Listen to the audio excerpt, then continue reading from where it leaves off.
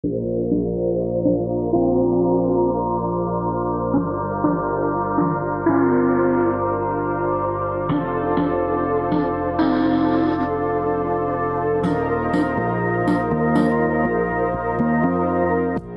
guys, welcome back. In this video we're going to talk about the thing that stops a lot of people from ever performing that would otherwise really love to. We call it a lot of different things. We call it stage fright, fear, nerves, anxiety. If you've ever thought that you would really love to be a performer but that there's something holding you back, it could well be anxiety. Anxiety is a feeling of unease, like worry or fear, and it can range from being really mild up to being quite severe.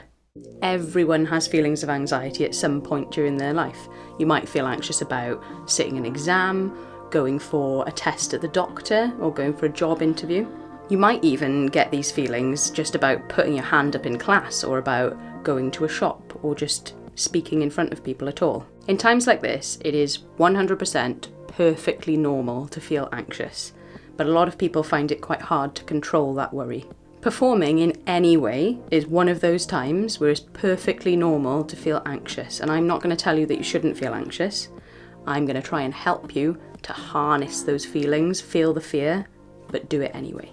I used to get absolutely terrified any time that I had to sing in public, and to be honest, sometimes I still do.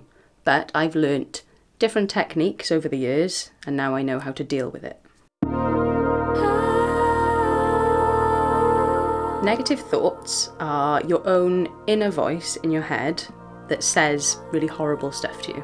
It might say things like, you're not good enough, or things like, it's all gonna go wrong. The reason we have this inner voice comes from when humans had to survive in the wild. So the humans that thought more about the danger and were maybe a little bit less reckless tended to survive more.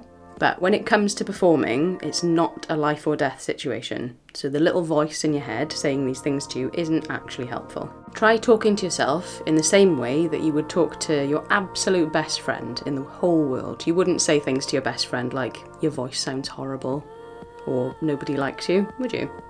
So why would you say it to yourself?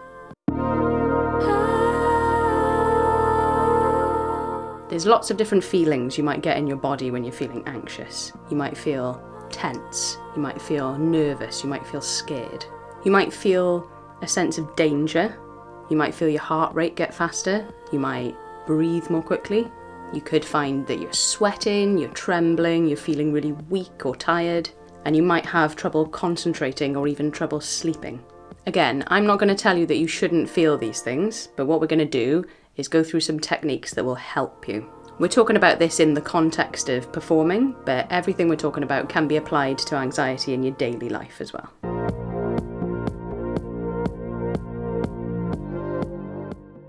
Accept that everyone gets anxious, it's not just you. Also accept that you can't control everything. There are always some things in life that are just going to be uncertain. Think about exactly what it is that's making you feel anxious, and if there's anything that you can actually do to make your life a little bit easier.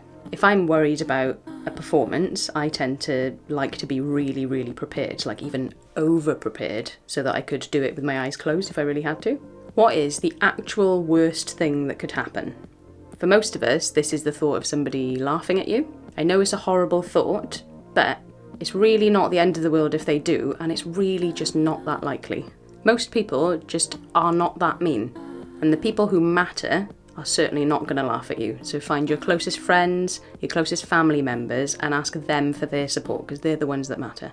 Make sure that you get enough sleep, exercise, you drink enough water, and you try and eat as healthily as you can. It sounds stupid, but these things can have such a massive impact, not only on your performance, but on your confidence as well. Imagine if you were a car, and somebody put really bad fuel in you and they just kept you running all the time and they never took you to the garage for any maintenance. You probably wouldn't run that well in the end, would you? Caffeine is also really unhelpful when it comes to performance and your mood. What caffeine actually does, you think it makes you feel more awake when you have it. What it actually does is makes you feel more tired when you're not having it. It's all a lie. When you feel like you're feeling more awake, it's actually just bringing you back up to normal. Breathing exercises are really amazing ways to quickly calm your nerves.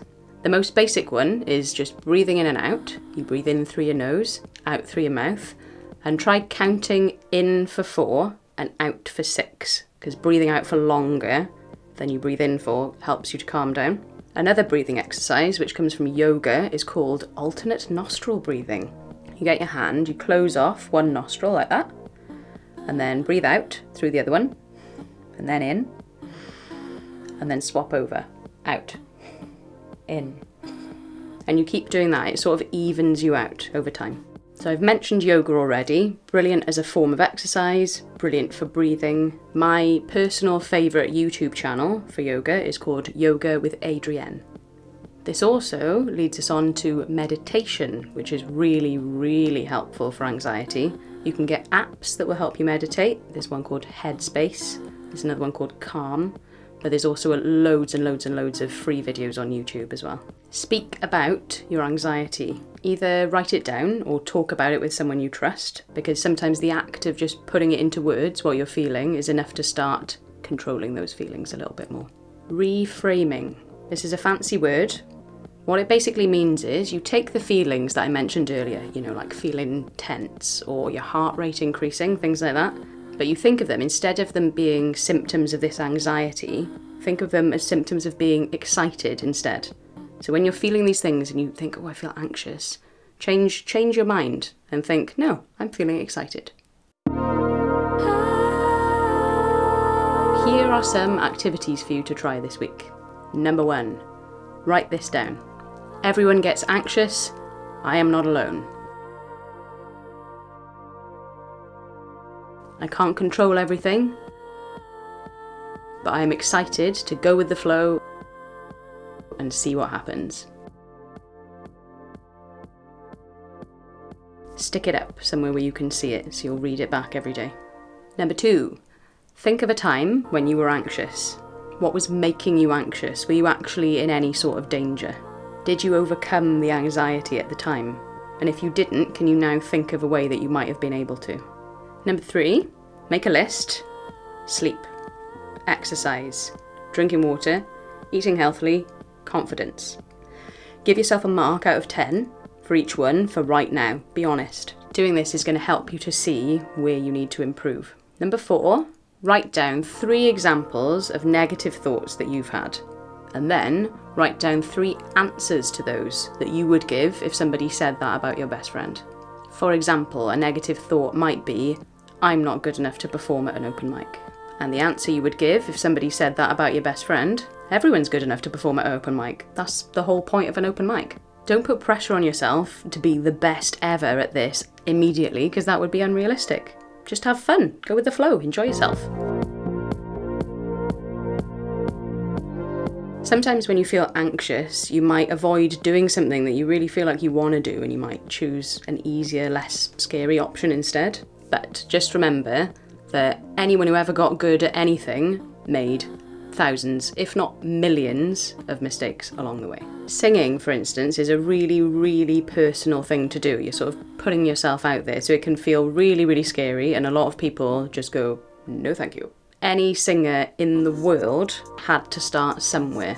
Ed Sheeran started by just busking on the street, and now look at him. Beyonce wouldn't have been amazing at singing from day one.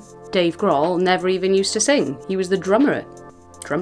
So with singing especially, I really, really want to encourage you to, even if you do feel afraid, try anyway. It's really, really worth it. I can tell you from my own experience, it is so worth it. Okay, you guys, I'm counting you down. Here we go.